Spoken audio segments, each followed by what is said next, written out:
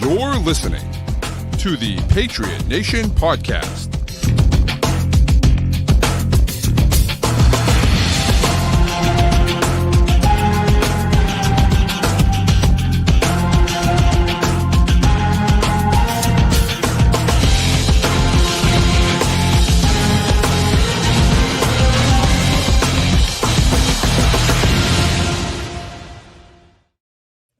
All right, welcome into another edition of the Patriot Nation Podcast. As always, a proud member of the CLNS group of podcasts. Make sure you download, subscribe to all those great shows to get great Patriots content all week long. But tonight, it's your guy Pat Lane here with my man Matt St. Jean. And Matt, the question I have for you is: are the Patriots trading their entire draft to go up and draft Kenyon Sadiq? No. What an absolute freak, dude! I just like.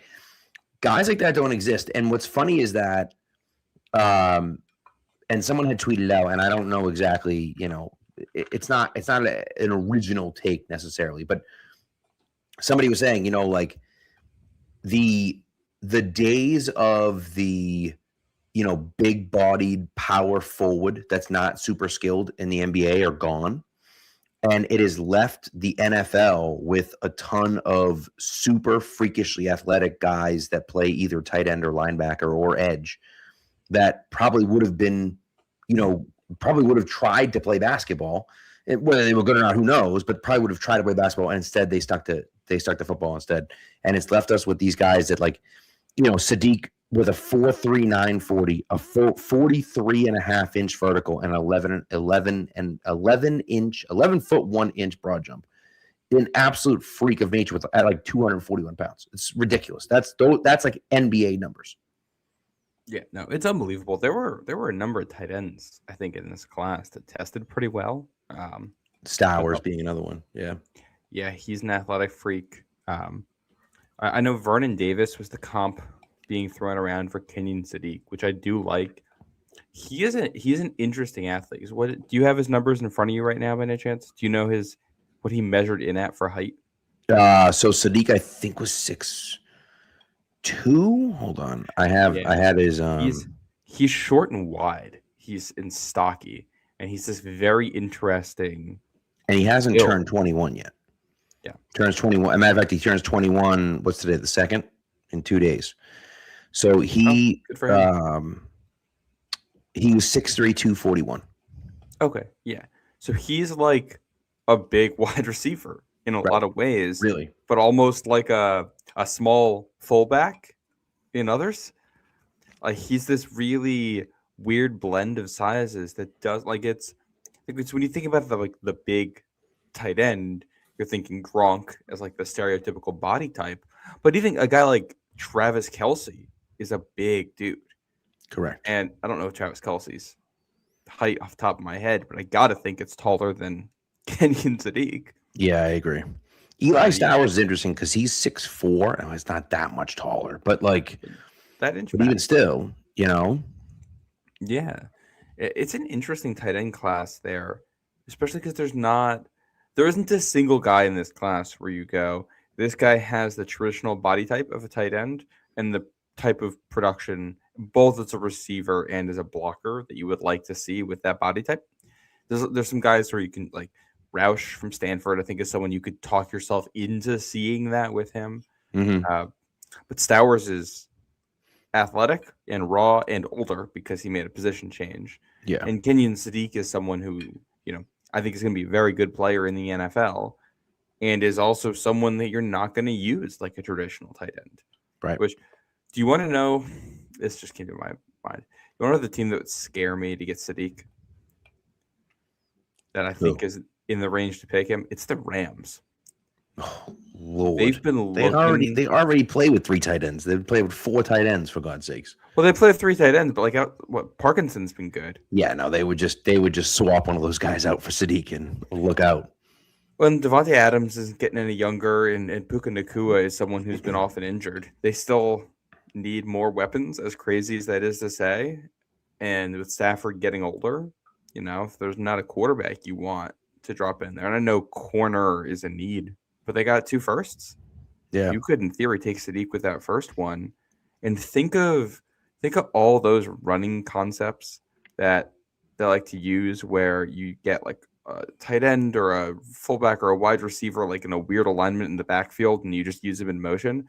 All of that with Sadiq in that role and that McVay offense is freaky. He would never drop to San Francisco, but that's the same thing there where if you put him next to Kittle and just let them cook, 100%. it becomes just a disgusting group. Yeah. But it's also like you need the right fit. Like if Sadiq came to New England, obviously you're going to make it work.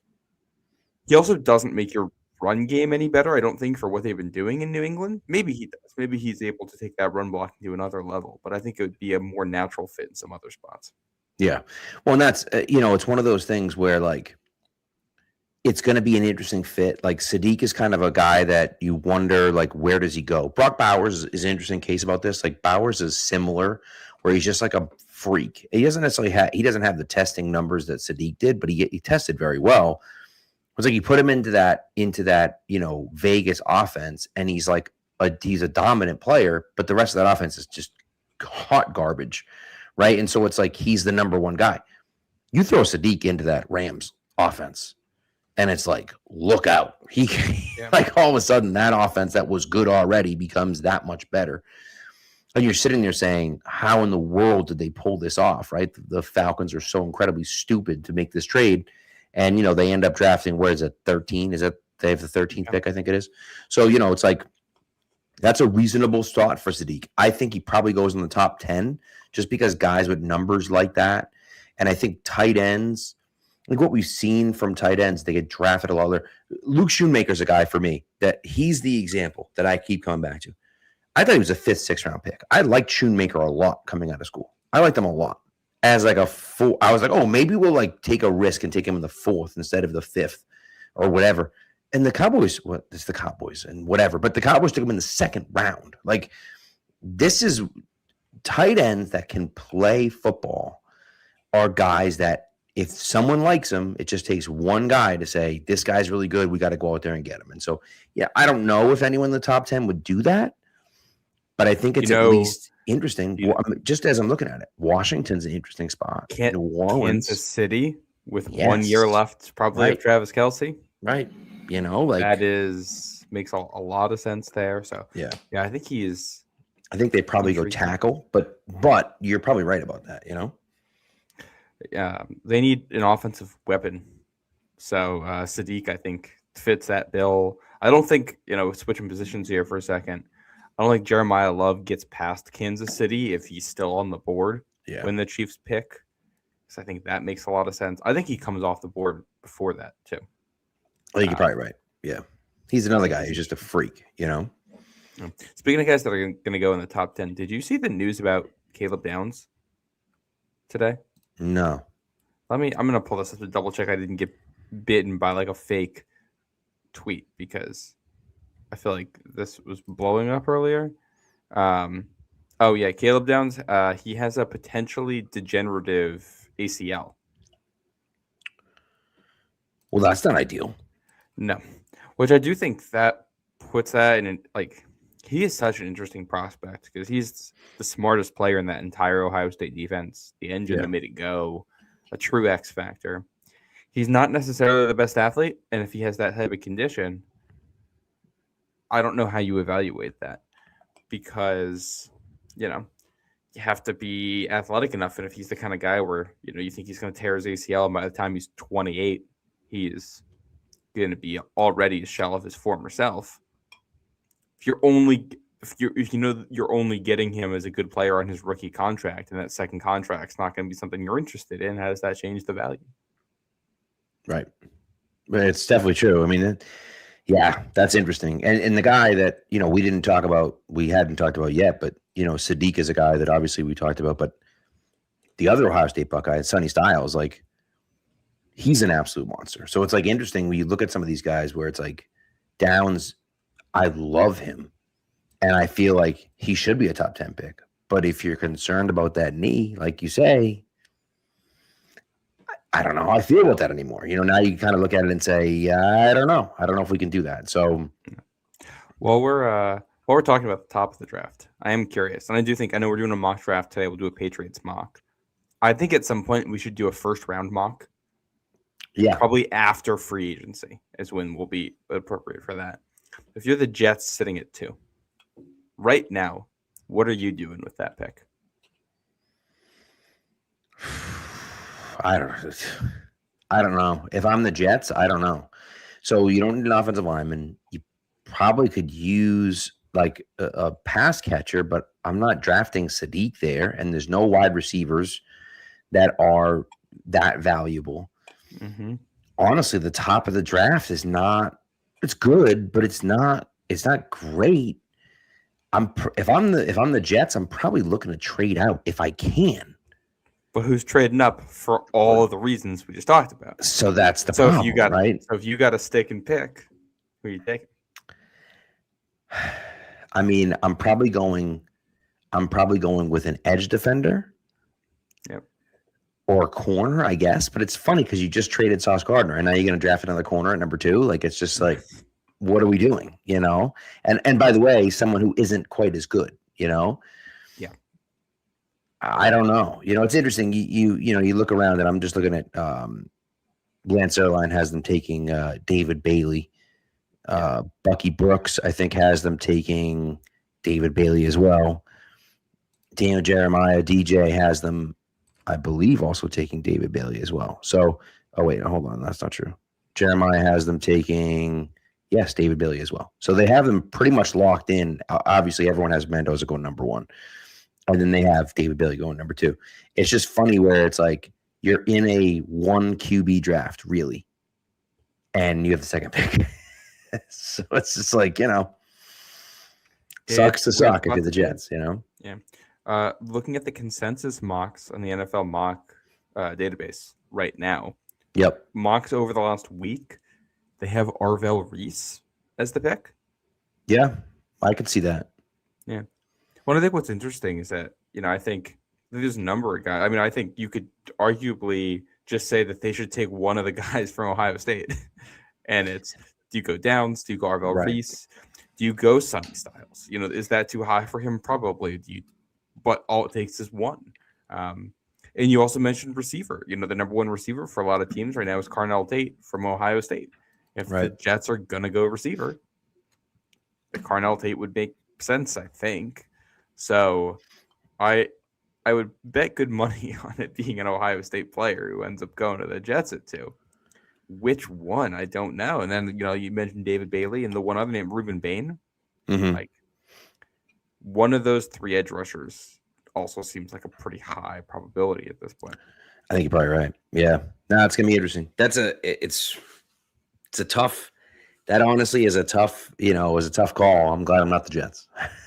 To be very honest with you, I'm glad I'm not Jets for a lot of reasons. A lot of reasons. Yeah. You know, but I'm glad I'm not the Jets. It's interesting to see what's going to happen with the Patriots and what's going to, you know, who's going to fall. Whether it's a receiver that kind of drops down there, will a guy like Denzel Boston drop to them? You know, and then it's, you know, you say, okay, does, you know, Monroe Freeling? It feels like Freeling probably isn't going to drop to them anymore. It seems like he's going to go a lot earlier than that. I was going to say with the combine, I mean, Freeling was awesome. He had a great workout. I can't see a world where he makes it to 31. I think he might. I don't know if he's going to be the first tackle taken. The top half of the first round. But, you know, he'll be one of those guys, probably in the top 15 or so, you know. So, it's interesting. So, and Lowe's Talks Pats says that Matthew Barry said this rumor going the Jets could send a ton of picks to move up to 1. If I'm the Raiders, I gotta at least consider it. Maybe you feel like Mendoza is the guy. He's gonna be like the guy. But you're telling me the Jets are gonna send you their first round pick this year, their first round pick next year, another pick, and then something else to move up 1 spot. Now you have 2. I still wouldn't consider it. It wouldn't even cross my mind to consider that if I'm the Raiders. If there's a good reason for it. What's the point of all these picks? You're trying to get a quarterback. Of course, yeah, of course. You're in the spot to get the quarterback. To get the guy, right. The only way you would do it is if you're not 100% sold on Mendoza. If you look at it and say, I like Mendoza, but I don't love him, you know, I don't know. So, I don't know. that's going to be interesting to see kind of how they feel about him. Yeah, and that would be interesting. It would certainly be interesting if it happened. I Yeah. just can't imagine a world where Vegas would ever pull the trigger on something like that. We're I don't talking. think so. Yeah. I mean, we're talking years of first round picks, and it's Mendoza to the Raiders right now is probably how Drake May looked to us. When he was Yeah. picked. This is the future of the franchise. That's what you're thinking right now. How many we'll go back a year, but how many first round picks would it have taken to get you to move off of Drake May? Right. So many. But that's in a class where you think you could have possibly gotten another quarterback in it if you're moving back. Right. I think there might be smoke there because people are trying to start a fire, but I don't think anyone's actually going to let a match. Yeah, I agree with that. I do agree with that. I just think it's interesting when someone gives you a package that big and you're like, ooh. But if you're trying to actually run a football team and you're not just playing Madden, right? You're not making that deal because you don't know what the quarterbacks look like next year. You don't know what the Jets are going to do next year. And then it's okay, maybe we're not ready for a QB, right? That was the argument that everyone made about Drake May. Well, the Patriots aren't ready to sustain the top flight QB. What does that even mean? You just need the guy. And if you can't let him get killed the first year and you don't trust the offensive line and you feel like we're going to ruin him if you put him out there, guess what? Don't freaking play him and just sit him for a year. It doesn't matter. You just have to have the guy. It doesn't matter when he plays. You have to have him on your team. So, yeah, I'm with you on that. I also think Patriots specific wise, Pat Sats kind of mentioned this, and this is what a lot of people are talking about. He has about 12 first round grades, worse than since the Cole Strange draft, 2022 draft. I think this works really well in the Patriots' favor. I think the thing about this draft is that there's not a ton of blue chip talent. There's some, but there's not a ton. But there's a really, really good, depth of players at a bunch of different positions. Linebacker and safety and edge defender and offensive line for the most part and wide receiver. And, you kind of go down the list and you're like, yeah, there's a ton of depth at a ton of different positions. And that's great. It's a great spot for the Patriots to be in because sitting at 31, you're looking at it saying, well, somebody might trade me from 34 or 35 to move back up into the first round to take a quarterback or take someone because you get that fifth-year option. Having that fifth-year option is nice. And you're also able to do it. Now, the Bills did it a few years ago. Didn't work out in their favor, right? But they moved back with the Chiefs. They moved back again, and then they moved back again. And they were able to stockpile some picks and still get the guy they wanted. Now, they took the wrong guy, right, in Keon Coleman, but they were able to still get the guy they wanted. So the Patriots at 31 might then be able to say, you know what? We like a few guys here, but he's going to be around at 36. We can move back to 36. We can take him there at 36 and pick up something else as well. And you feel like everyone's kind of in that same zone. So I think it's a good spot for the Patriots to be in. Yeah, I agree. It's a very flat class this year and a lot of depth. Yeah. So, I think there's potential for the Patriots to move up. You have ammo, and there's a world where someone falls a little bit, and you want to just move up, 3-4 spots at the end of the first round and make sure you get someone. World where you trade back. I don't think we see a lot of massive trades in the draft this year because it's so flat. I don't think we're going to see teams moving up 20, 30 spots to go get a guy unless we're talking, day 3. Right. So I think what's more interesting to me is just how many of these day 3 picks do the Patriots make? You got 11 picks and 8 of them are on day 3, I believe is the way it shakes out. I think you're right. Yeah. So if they can use them all, that can be a lot of depth, a lot of dart throws, and a lot of different positions. Or you can, combine 2 picks to move up. If you want to go get someone, you can take a pick and turn it into a pick next year and push it out into the future. And I don't think they make 11. I'm going to guess they make 8 to 10 picks. So the question is, how many do you consolidate to move up, and how many are you just moving out of this year's draft? Right. Yeah, 6 this year for, a 7th next year or something like that. Like It would whatever. probably be the other way around. A Or six. 6 this year for a 5th next year. Yeah, usually you get Right. to move up around, Yeah, right. moving back a year there. So that I'm curious about.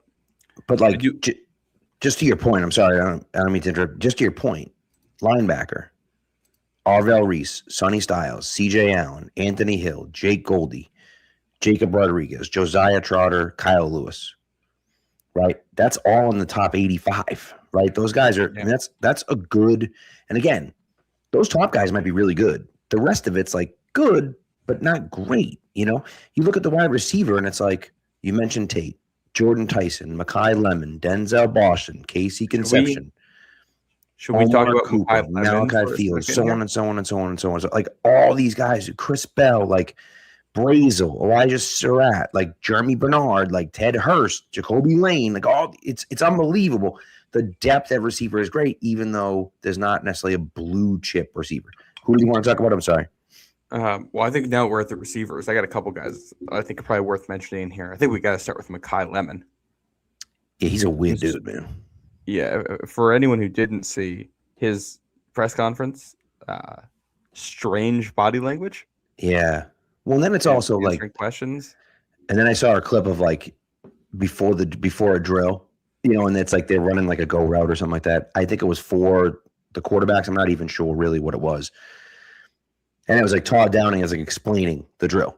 And he's like, all right, well, you want to go about 3/4 speed. And then Lemon just like the second guy right after Downing describes it, explains what's going on. And he like basically like half jogs off the line. And he just completely misses it. And it's like, dude, what are you doing, guy? Like, it's crazy, Which I think is interesting. I wonder how the Patriots view that internally. If Lemon falls in us there at 31, I wonder how they view that. If they're because there have been a lot of reports on Twitter that he did not do well in interviews.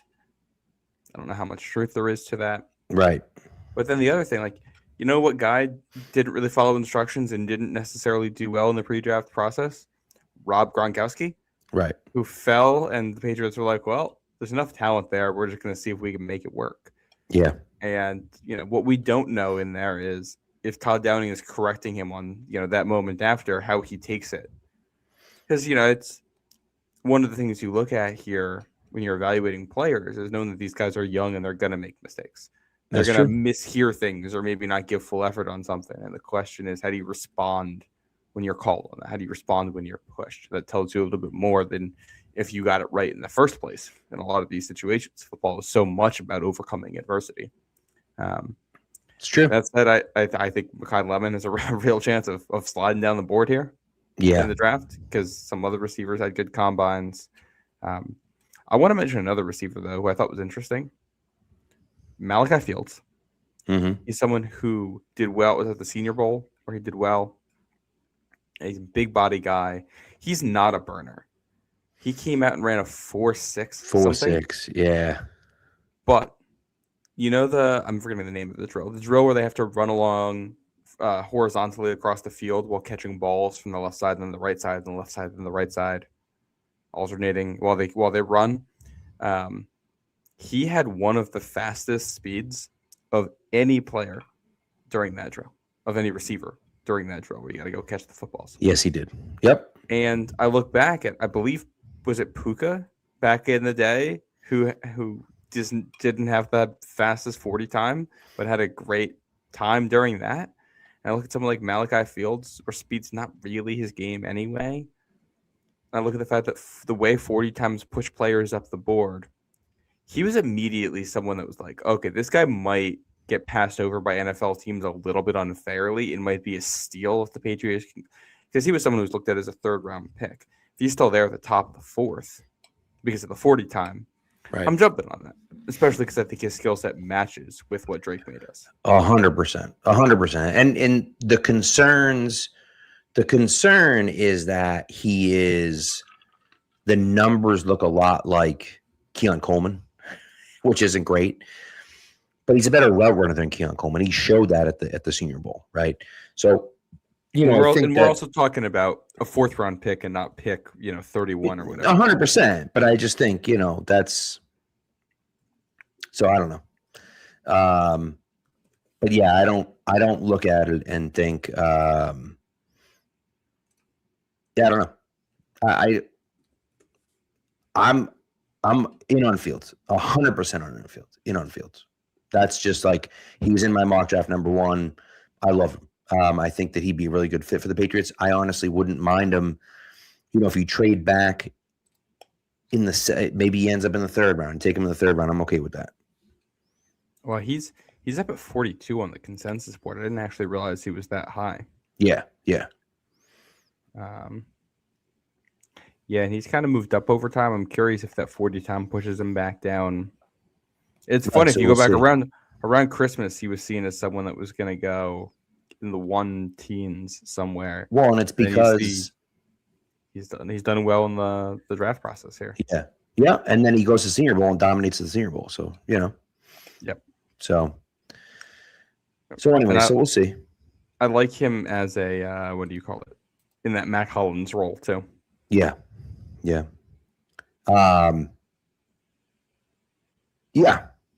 I think so too. I think he's a great fit for what the Patriots want to do. Again, is he available at 63? I don't know. I don't really want him at 31. It's a little too early for me. So no chance. I don't know. But yeah. So one other thing I think that we'll kind of chat about is that there was a report saying that the Crosby trade, if a Crosby trade happens, it will happen in the next few days, this week or so. And again, who knows if that's accurate or not, but that's what someone had reported. There was also a report that the Giants are shopping Kayvon Thibodeau. I know you responded to my tweet about that with your thoughts. And I agree that there are plenty of options available in free agency. And I agree with that. I do also think you have a bunch of those, 6th round picks. You have a bunch of those day 3 picks, like you said.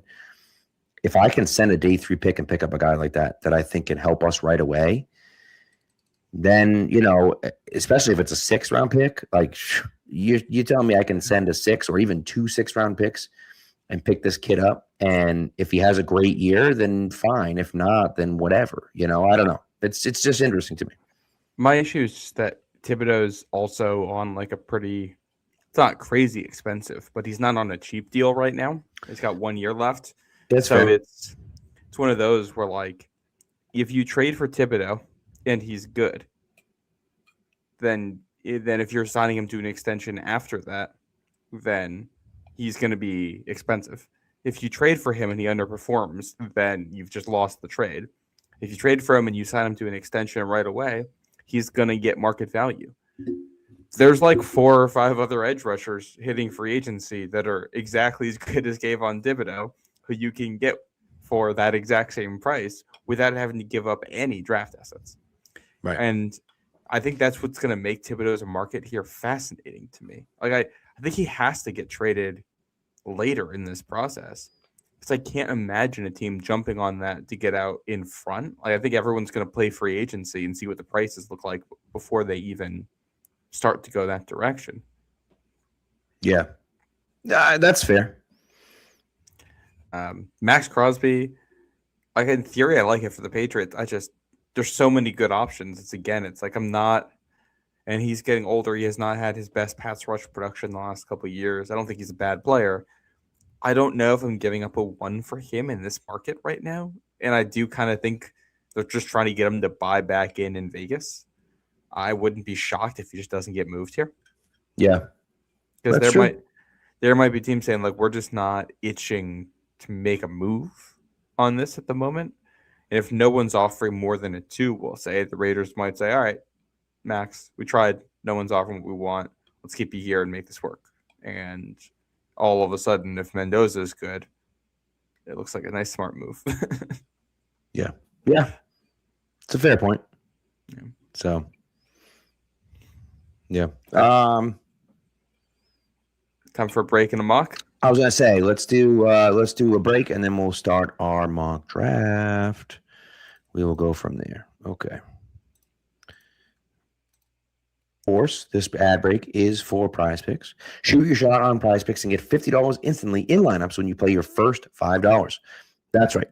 PrizePicks is now giving you $50 in lineups when you sign up and play your first $5. PrizePicks makes every dunk, every dime, and every board that much more exciting. So don't miss this chance to get started on America's #1 app for sports picks. Once again, PrizePicks is early payouts. If your player gets off to a hot start, you now have the option to cash out those winnings before the game even finishes. And with the new social feeds feature, you can share PrizePicks with your friends and copy lineups from winners with a single click. Copy lineups you like or use them as inspiration for your own picks. You can even follow PrizePicks partners like us and Teo, or most likely fade our picks with just one click. Join millions of users and sign up for America's #1 sports picks app. Download the PrizePicks app today and put in the promo code CLNS to get $50 in lineups after you play your first $5 lineup. That's code CLNS to get $50 in lineups after you play your first $5 lineup. PrizePicks. It's good to be right. All right, let's get started on this. All right, let's get into a little mock draft action here. I love it. I got my setup going over here to control. Do we want to have the same setup? I'm wondering if we introduce a little bit more randomness, just because we don't know how the board's going to shake out post combine. Now, maybe we take this randomness. What I like to do is take the randomness up just a little bit. Maybe, we'll do 1 and maybe draft for needs and up for positional value 1, just to give us something a little bit different from what we got last time. Okay. All right. We got Patriots selected all 7 rounds. I'm hitting that button so we don't do what we've done before. And we're going to jump into this. Now, we are doing trades in this one, right? Yes. Okay. Yeah, we'll see what's there. Are you ready to start this off? Absolutely. It's going to jump right to 31, so we're not moving up. It's fine with me. All right. Take a look at this first round before we get. I saw some interesting stuff. Mendoza 1, Sonny Styles 2, Ruben Bain 3. Just what we talked about, actually, which is kind of funny. Yeah. Mekhi Lemon at 4. I don't think that's happening. No. That would be a surprise. Sure would be. Yeah. David Bailey at 5. Let's see. Ooh, Carnell Tate to Ohio State is very interesting. Rams taking a safety. Oh, Dylan Thieneman going over Caleb Downs in this one. It's wild. How is that? Caleb Downs to that would be interesting. Caleb Downs to Baltimore, who already has Kyle Hamilton. That would be fun. That'd be really interesting. Yeah. Let's see if there's anything else. Caden Proctor to the Browns. Oh, Monroe Freeling to Buffalo. Interesting. Ty Simpson to the Rams at the end of the first round. That makes a ton of sense. That makes a ton of sense. Yeah. Kenyon Sadiq to the Broncos at pick 30. All the way at 30. Man, we said we're not trading up. If that's how the board actually fell, I would consider jumping up to see if you can get Sadiq there. Let's see how the board looks according to PFF. Top guys on the board. We've got Denzel Boston. We've got Ione, the guard from Penn State. We've got Emmanuel McNeil Warren, the safety from Toledo, who also had a great combine. He looks awesome. I did a mock the other day and had the Seahawks taking him with pick 32, which I thought was pretty funny that they just took the next Nick Emanwari themselves so they can have him and just have 2 of them. Caleb Lomu, the Utah tackle. Lee Hunter from Texas Tech, the defensive lineman. This is a top couple guys. Blake Miller at tackle still on the board. Emmanuel Pregnon, the Oregon guard, still on the board. R. Mason Thomas. If this is how the board falls, how are you feeling? So if this is how the board falls, this is where it gets difficult for me, because if this is how the board falls, I love Boston. I love McNeil Warren. I love Vega. And I'm down with Pregnon too. Like, I almost feel like, for me, and there's a few good, like TJ Parker is a good player too. Like, I almost feel like I would want to trade down into that mid 40s area, try to pick up some extra picks, and then kind of go from there. Just because I like the idea of taking a guard here, but there's 2 guards on the board that I really like. Yeah. I like the idea of taking a wide receiver here. but I like Boston and I like Cooper a lot. And Yeah. like even Caleb Lomu was there. Like those are guys that I like a lot of these guys. Lee And so Hunter, like yeah. Lee Hunter's a player that I like. So like Blake Miller, Blake yeah. Miller's a player that I like. So there's a lot of guys on the board that I like that I'm like, okay, I'm down to move back a little bit. Now that's what, 51? Yeah. So let's see what this. I mean, a second next year from Carolina if they wanted to move up. It's not terrible. What about think you- 83? I mean, you would get that, and I mean, it would 83 and a third, so 2/3 to move back 20. You could certainly do that. You could even do, if you wanted to, what if we try to do 83 in the second next year? Obviously, we'd have to throw something else in, but like, what if we did like a fourth next year or something like that? No, it doesn't. Okay. Will not be accepted. Yeah. So let's I just think that's too. I think that's too far to move back. 'Cause I think we're going to get out of this tier of guys. I think you're probably right. I think you're probably right. Let's see. Will it let us trade with someone else? Like if we wanted to move back, let's look at this board real quick. Who would want to move back from the teams that are here? So maybe Arizona.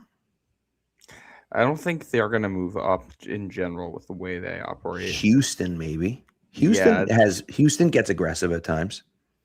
They do, and they need offensive line in general. So let's say it's Houston. Yeah. They're not interested in trading for this pick, so they won't even let us do it. I don't think. If we just gave them this, does it change? No. Okay, I think we're gonna have to stick here and pick, Pat. All right, so let's do it. So I think for me, it's the top two guys. I could be talked into McNeil Warren as well, just because I really like him a lot. But I think it's probably Boston or Vega, just because I think that those two guys are probably the best two players available on the board. And if you're going for best player available, that's what I want to do. I look at this plays real. I got real zoomed in right now. Oh, there we go. That's better. So just so you know, Soap saying take Vega, Nikhil saying take Vega. Got a lot of Vega. Pat Stats is saying take TJ Parker or Blake Miller. I think that we got a lot of Vega love here, and I think as much as I love the Boston wide receiver Patriots jersey and how fun that would be, guard is a need. And if you got a guy who you think can be a plug and play left guard. Now and Nelson, by the way, is another TJ Parker vote from Nelson. But I also think that, I wonder too, like, what happens? I don't know. Let's just go with, I'm cool with going with Vega here. I'm okay with that. All right. Vega. Do you know how to say that last name? Ione? I think it's Ione. Okay. Guard out of Penn State. We'll pull the trigger here at 31. Now, this is going to jump us right to the next pick. Yeah, and that's okay. Okay. I actually think if it were me in this situation, if I were the Patriots in this situation, I would be trying to trade up from the end of the second round, seeing all those guys there, right? You know what I mean? If this were a real draft, I'd be looking at saying, all right, I like all these guys. Maybe I can't move back, but I'm going to try to move up, Yep. So, all right. We got some interesting. Okay. So the top guys on the board here at 63, edge defender Malachi Lawrence out of UCF. This is a guy who has been talked about as someone the league is higher on than everyone else. And he's someone that's going to rise. And he did well at the combine, I believe. Yeah. Malachi Lawrence did really well at the combine. Can you do me a favor? Can we go back? I'm just curious. Where everyone else went? Yeah. If like at 51, theoretically, if we had gone to 51, right? It happened again. Seahawks took Emmanuel McNeil Warren. Unbelievable. That's the second mock in a row I've done like that. That's awesome. Boston, Arizona, Chris Bell. Look at all the tackles, though. Lomu, Nature, I didn't even see was there. And Miller. Yeah, you got to run there. Wow. All those tackles. Plus Omar Cooper at 41. Which I will say, I think the Texans moving. Well, who did the Texans take in the first round in this? Did they have a first rounder? I think they do. Don't they? Oh, do they trade with Jacksonville here? Or am I just? Oh no, they're right there. 28. Oh, wait, no. Oh, I'm blind. Okay. I Who's think that? when you look at this run on tackles, Houston may. I think would have been correct that they would have been interested in moving up. Yeah. Just looking at the way the offensive lineman fell. Who would? Oh yeah, Pregnon's gone by 51. Igben wasn't already gone. D'Angelo Pons ends up being the pick there. Yeah.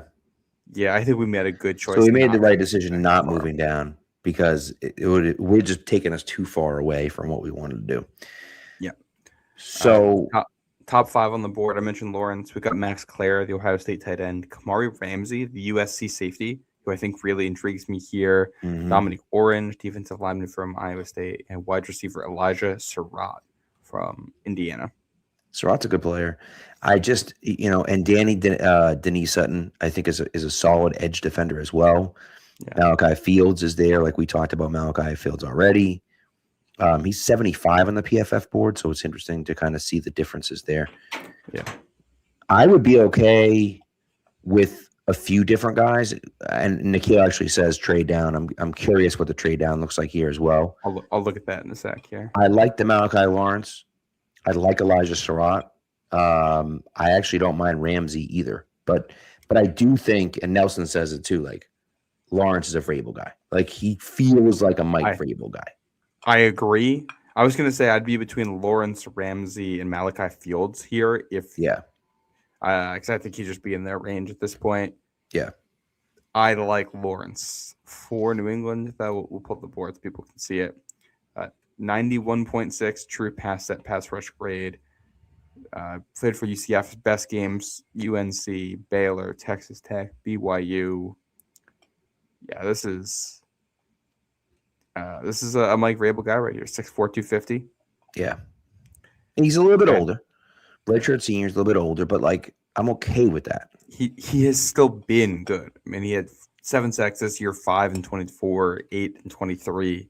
Right. He's had some production here. Yeah. I'm okay with Lawrence. Yeah. All right, let's do it. Well, I'll let me see what the trade back looks like. Oh yeah, okay. It's Philly, so it's moving back 5 spots. Man, I feel like this would be them coming up for Malachi Lawrence. Probably would be them coming up for Malachi Lawrence, right? But what do they have? What is that, 98? Yeah, 98 would be too much, I think, because it's only 5 spots. Yeah. 122, it looks like. Yeah. But I almost just feel like if they gave us 98, what would we have to send back? We have to send back 131. So moving back 5 spots to get, it is to move up from 131 to 98. Yeah, so you move back 5 and move up 30. That's not terrible.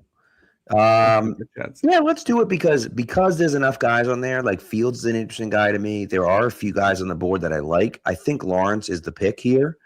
Yeah, but let's just trade down anyways. What the heck, and let's see what happens. We'll offer it. It gives us a 59% chance to be accepted. Let's see. Oh, trade not accepted. All right. Well, there you go. All right. Stick and pick Lawrence. Stick and pick. All right. Lawrence to pick at 63. It's Malachi Lawrence. So we go line of scrimmage for the first 2 picks, a guard and a pass rusher. Ooh, Chris Brazzell actually goes at 94 here to Denver. Yeah, right before we picked, huh? Interesting. Kyle Lewis. I can't imagine the Rams drafting a linebacker. Yeah. No, they could, though. Carson Beck to Miami. That's so funny. Jennings Dunker to Pittsburgh. No. Staying essentially in the same jersey there. I know. Jacob Rodriguez to the Ravens. That's scary. Yep.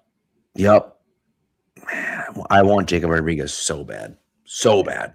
He's a guy where I would even consider trade. Like, if I'm in that second round spot and I like Rodriguez, I'd consider trading down 10 picks or so and then taking him there. You know what I mean?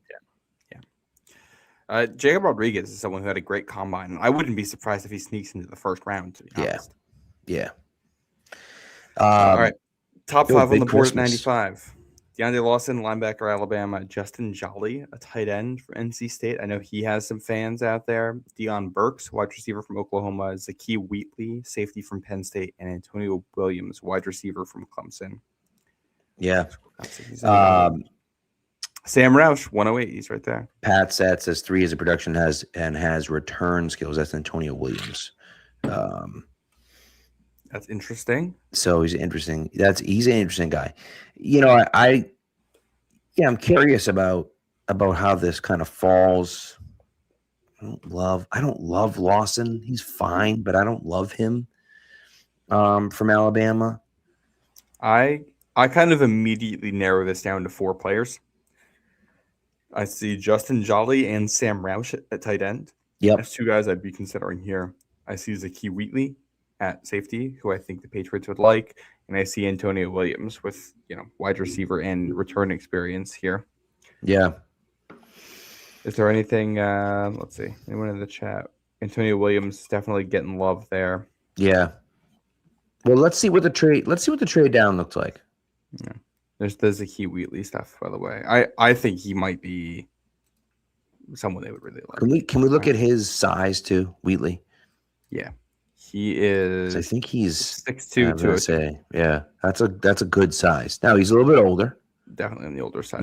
But again, if Williams is, I was going to say he's a little bit smaller, but I mean, the Jolly is just a standard college senior there, 6'3", 263. So that is, he's a good receiver.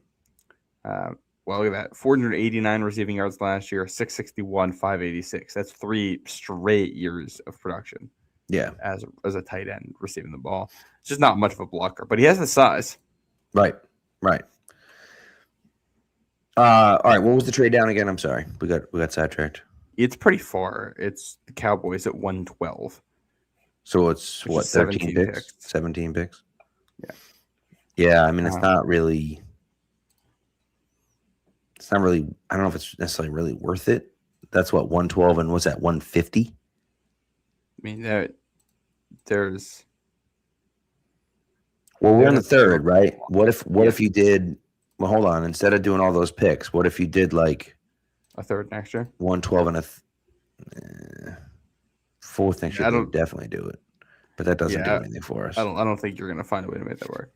Yeah. I think I like Sam Roush a lot, but in the interest of doing something different, I'm down for Justin Jolly at tight end. Yeah, let's do Jolly. I'm also down for Zakee Wheatley if safety interests people. But yeah, I mean, of course, Andrew says they probably like Roush over Big Christmas. He's not wrong about that. Roush is that catch. It's just a one-on-one drill at the Senior Bowl, but the catch Roush makes on the out route where he's able to bend and catch a ball going to the ground. You just don't see movement skills like that in a big guy like him very often. Yeah. And that stood out to me. Nikhil says pass on a wide receiver this draft. Yeah, I'm curious. Pat Stat says Jolly is solid. Let's just do Jolly. I think that makes sense. No, we'll do Jolly at 95. Next pick coming up at 125 here. Singleton's the guy we took last time. Yeah, this is a lot of familiar names here. Nicholas Singleton, Austin Barber, Jaeger Burton. I hope you say it like that. Josh Cuevas, Chris McClellan. That's the top 5 here. Yeah, not a lot of receivers at this point in the draft. No. You wanna go to the club, the Cade club? Yeah, maybe Drew Aller instead. I do think I'd be curious if they would consider a quarterback on day 3 in this draft, just to have someone in the pipeline to develop as a backup. Right. Yeah, it's not a terrible idea. It's just not, especially with how many day 3 picks they have. You get to a point where it's like, all right, might as well. I think that they're going to take one for sure. I'm just curious of what it looks like. You know what I mean? If not this year, then probably next year. Yeah. We've kind of hit a dead area for receivers. To the back. Jacoby Lane, I think is lower here than he is on other boards. He was another guy who's crazy low. He had really good movement skills in that drill we were talking about earlier, and that intrigues me. For people who are curious, he's junior, 6'4", 200, moves very well. Only 1 year of really good production here. Hit 750 yards this year. His gauntlet drill was awesome. It was That's the awesome. word. Yeah. I would honestly be okay with Jacoby Lane here. I would be okay with Jacoby Lane here. I also think too, Eli Raridan is a guy that I would like in this spot too. The tight end from Notre Dame. Big kid. 6'6", 260. No, 260 can't be right. Well, we did just take a tight end, so I don't know if we need. Oh yeah, you dummy! Right, we don't need another tight end. Look, I was thinking I'm not he's against more of a, doubling he's down. more of a blocking tight end than he is a receiving tight end. That's something they could use. Maybe not this high. Also, I would be okay with Jacoby Lane because his last name is Lane, and I could buy a Lane jersey. I'd be all right with that. That's good enough for me. Selfish reasons, I think that Jacoby Lane, and I honestly think that Jacoby Lane is a guy that makes a ton of sense for the Patriots in this situation. You're getting him in the 4th round. It's not, it's a decent value for a guy like that who looks like he has some skills. And Pat Setz, says that he has a bad drop rate, which he does. I know it not. I mean, 7.5%. It's not great, but it's not that bad. It's not awful, but it's not great either. It's middle of the pack. A little bit. So also, Nelson's asking about Ted Hurst. Ted Hurst isn't on the board, is he? I don't think. I would imagine not. I don't know if you want to go to wide receivers, but I'd be surprised if he were. Oh, he is. 169 is where he is in PFF Sports. Really? Georgia State receiver, 6'3", 195 as a senior. I'm surprised he's that low on their board, to be honest with you. Talk about drop rate. His is up at 9%. Which is brutal. Especially for a guy who played at Georgia State. I'd lean Jacoby Lane here. I definitely would too. I think Hurst is an interesting guy. And I actually would consider doubling down and taking Hurst as well at some point, but I think Lane is the right pick here. Yeah. No. Let's do it. We'll take Lane here at 125. Pat's going to pick right away again here at 131. So get another crack at it. Essentially the same cast of characters we were looking at the first time. Albert Regis we took last time. Yep. Love it. Who he put on a show at the Combine too. 618 says too that we're probably going to need a tackle at some point, which he's not wrong with that. Jude Bowery here, left tackle, redshirt junior, 6'5", 311 out of BC. Yeah, it's a big dude. That's a big man. Yeah. Who's the kid that they brought in for a visit?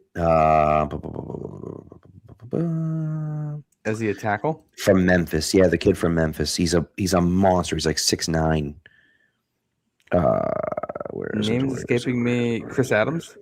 Nope. It's hold on.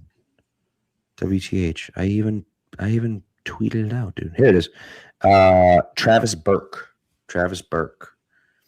I don't know if he's see him. I think he may have already been taken. Yeah, he's already been taken. Okay. All right, never mind. Yeah, 6'9", 325 is what he measured in. That's unbelievable. Pretty big. And of course, there's the kid Bell from Miami as well, but he's probably going to be a 2nd round pick. So, what are you thinking here? I'm not sure. No one is. We could go Bryce Lance. That's another guy who did very well at the Combine. Trey Lance's brother. Did. Yeah, Drew Shelton. Drew Shelton's so much lower here than he is in other places. I find that absolutely is. Yeah. He's a good mover at tackle. Played 4 years at Penn State. Experience at left and right tackles. Not like he needs to put on weight. He was supposed to be someone who had 1st round potential this year and didn't live up to it. Yeah. But I would be okay with taking someone like that because, that's a guy where I feel like if that's the case, right? Mm-hmm. If that's the case, then I look at it and say, okay, well, sure, he's wasn't projected for that. By the way, weighed in at 6'5", 313. So the PFF numbers are a little bit off. Mm-hmm. 33 3/8 inch arms, right? But like 31 inch vert and 9.4 broad with a 5.16 40 and a 1.79 10. Like that's it's pretty solid. I'm also looking at Austin Barber here, who I know nothing about, but Just from a profile perspective, this is someone I could look at those run blocking grades, and I'm like, you put him at right tackle with that interests me. That's a fair point. Yeah. So he's same guy, same type of thing here. 6'7", 318, weighed in 33 and 1/8 for the arm. That is short. You know, little bit better athleticism, not really, but 5.12 on the 40, 177 10-yard split, 31-inch vert, and 9.3 on the broad jump. You know, I'd be okay. again, I do get worried about that arm length a little bit, but he's also very tall, so I think he probably has a little shoulder width to work with. Right. So I'm okay with that if we just want to go best tackle on the board. Yeah, you want to go best tackle on the board and take Austin Barber? I'm okay with that. Yeah, that works for me. That'll be the pick of 131. We're going to move all the way down to 169 now. Oh, now we get Harold to club Perkins. I don't hate that. Bang, there's the pick right there. I see it. All right. No, not him. Not him. Caleb Proctor. That's the pick right there.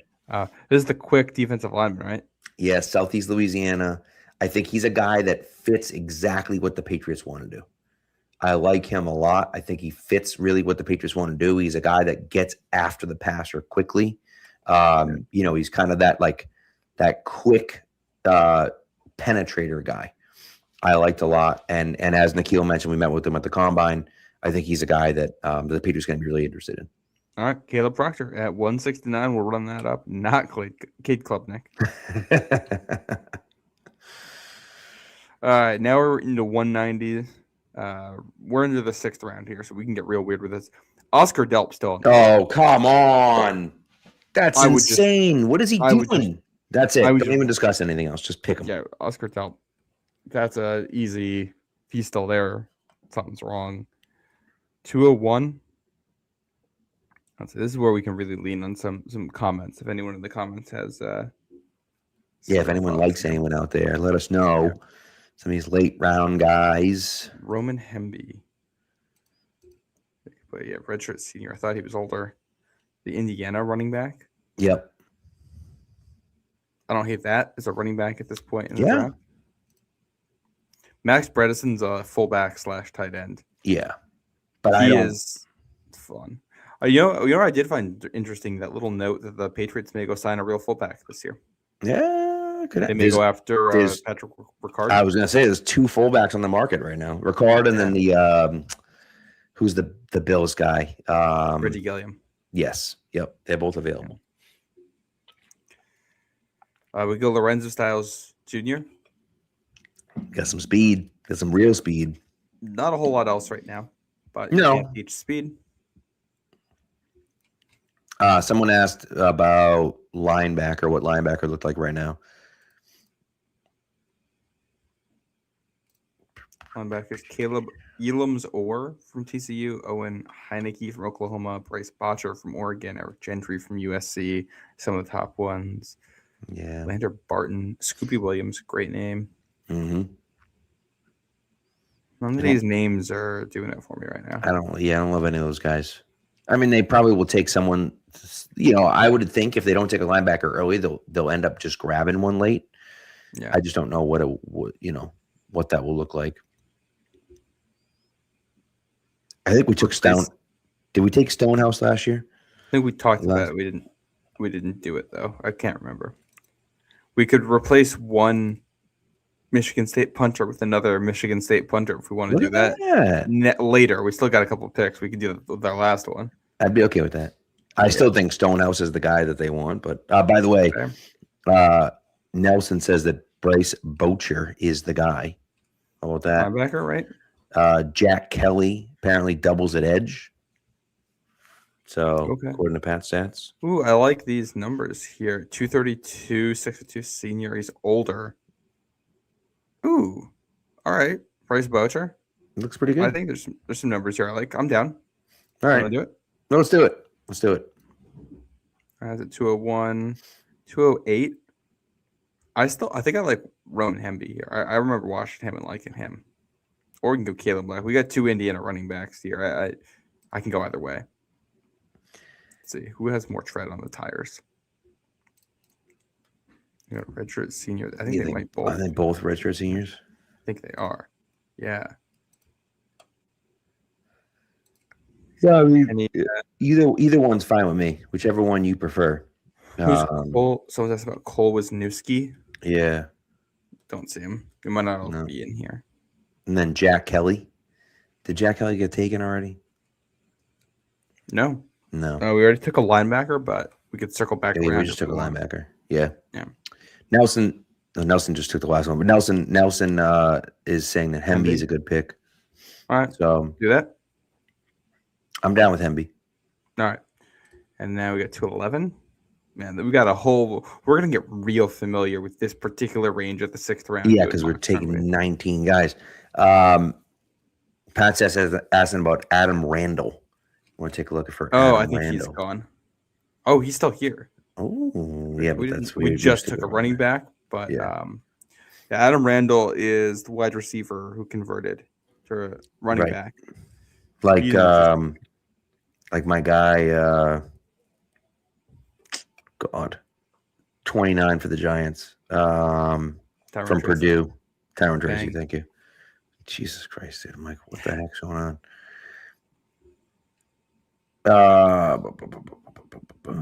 Eric Gentry. Oh, a fullback at a Navy. Can we do it? Come on, Eli Heidenreich. Screw it, why not?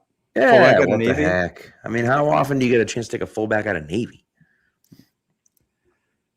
All right, and we got a lot of quarterbacks here. I'm not opposed to taking a quarterback at this point. Jalen Green, do it.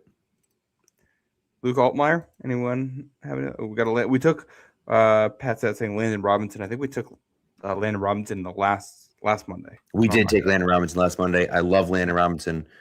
We can't take him in every mock. I would take him in every mock, but we can't. Dude, I took him in my mock draft. Riley Nowakowski. This is he in college for 6 years. Came out as a linebacker, then switched to running back, and then to tight end. So he kind of get used as an H-back for Indiana this year. We don't have to take him here because I've taken him in a mock, but he was good. Interesting. If you wanted to take a quarterback, we could take the top guy on the board right now. Who is Taylor Green? Yeah. Put on an absolute show at the combine, dude.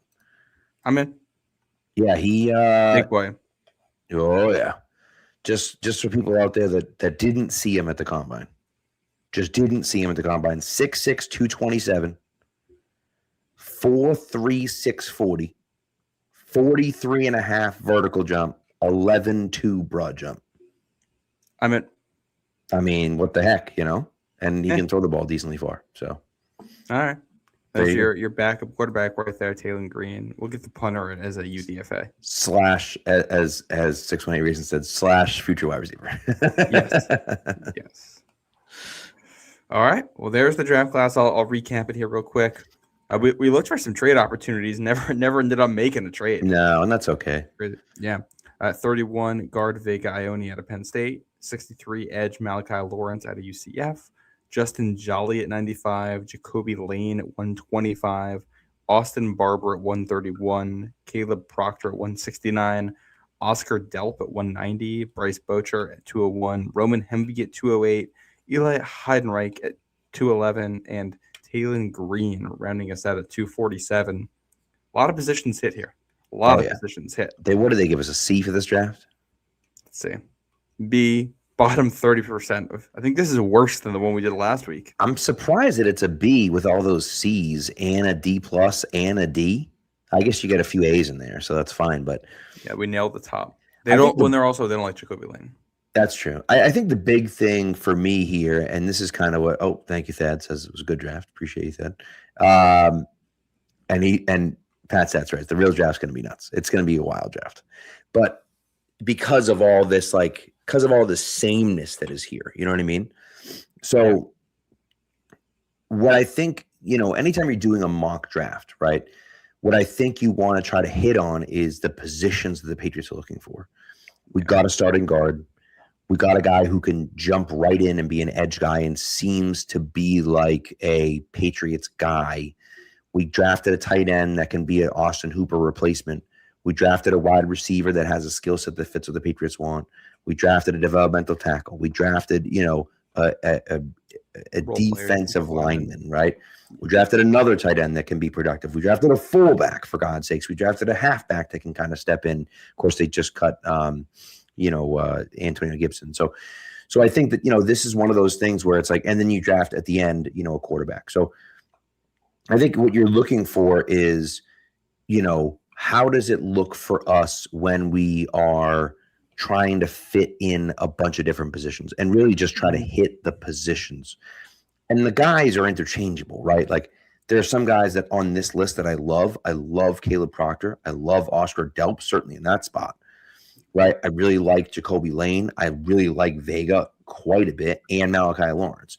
So there's some guys that I really like on this list. And there's some other guys that I'm like, yeah, like I don't know if I would actually take Bryce Bocher or if I would take Austin Barber, but like or even Jacoby Lane, but that's the position that I like. And I think in that spot, if you can get a guy that you feel like is a good, is a solid, I guess, developmental player, I'm down with it, Agreed. I'll tweet out this picture for anyone who wants to rate it. And yes, and as we said underneath, if you want to do a mock draft, submit it to us, send it by email to us. It's just patsnationnetwork@gmail.com. It is on the bottom. It's been on that bottom ticker the whole time, but patsnationnetwork@gmail.com. Make up your own mock, send it to us. We'll post it on the show and kind of go over it as well. So mock draft Monday, every Monday here on Pats Nation Network. So, we have fun with it. This is like best time of the year, right? It's March. March is 1,000 days long, with no end in sight. There's snow everywhere. It's going to rain for the next week straight. So it's a long process. So let's do as much as we can and try to have some fun with it. I'm just glad that it seems like it's going to warm up a little bit. Yeah. They said it's going to be might be 70 in like next week. So be very nice. I'm worried about around here. I'm worried about flash floods because the next 3 days are going to be like in the 40s or 50s and raining. So it's like the rain combined with, the warmness combined with all the snow is going to be melting because of the rain and the warmth. That's a recipe for disaster. So luckily I have a French drain, but nevertheless, it's not ideal. So anyways, so that's what we got. I think that's it. Yeah, so, call that a wrap. Be back Thursday. Yes, sir. Thanks for coming through, everyone. We appreciate it. And we'll be back Thursday night. We'll probably talk about Matt's. We already talked about your mock draft that is getting released on Pat's Pulpit the next day or two. So yeah, and apologies for the delay there. I just got a little writer's block over the weekend. happens to the best of us. That's it is what it is. So, but yes, thank you so much to everyone for tuning in. We appreciate it, and we'll be back with you on Thursday night. Enjoy your week. Be good to each other.